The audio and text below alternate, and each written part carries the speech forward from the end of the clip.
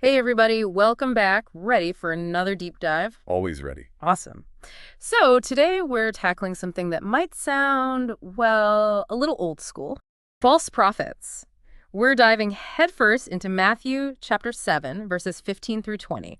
I know. It's one of those phrases you hear it and you think, okay, but what does that even mean for me? Right. This passage, it's got some seriously relevant advice for life. Absolutely. Timeless wisdom hidden in there. Exactly. Okay, so picture this. Jesus is teaching, right? Big crowd. And he drops this line. Watch out for false prophets. They come to you in sheep's clothing, but inwardly they are ravenous wolves. Whoa, talk about an attention grabber. What's with the dramatic imagery? Why wolves and sheep? Well, think about it. You're in that crowd, right? Sheep. They're essential food, clothing, livelihood. Wolves.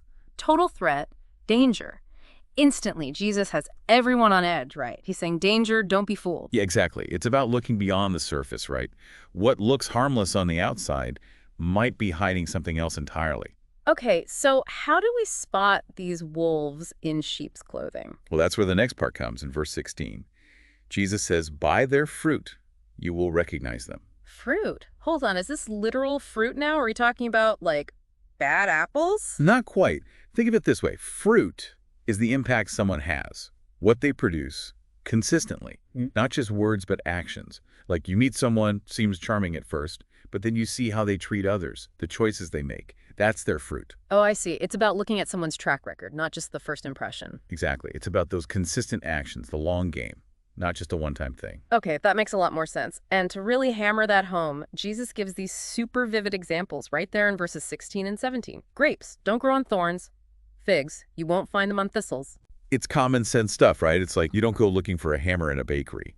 So simple, but powerful. It's true. You just wouldn't expect that. So are you saying Jesus is telling us to trust our gut, basically? In a way, yeah. He's saying use your judgment, look at the evidence. What are they actually putting out into the world? And if it's consistently thorns, then maybe they're not the grapevine you thought they were. Exactly. Okay, but then he takes it even further. Verses 18 and 19, he's like, a good tree can't bear bad fruit, nor can a bad tree bear good fruit. So is this about labeling people as purely good or bad? Because nobody's perfect. Exactly. It's more about the heart of the matter, the core of who someone is. Someone might do good things sometimes, sure. But if their underlying character, their intentions are off, that's going to show up in their actions, in their fruit, eventually. So it's about the overall pattern, not just isolated incidents. Like, we all have bad days, right? For sure. One bad apple doesn't spoil the whole bunch. But if you keep getting bad apples, well... Time to find a new orchard. This has been seriously eye-opening. So if we're trying to avoid those false prophets, those wolves, it's really about paying attention to the fruit, their actions, their impact. Right.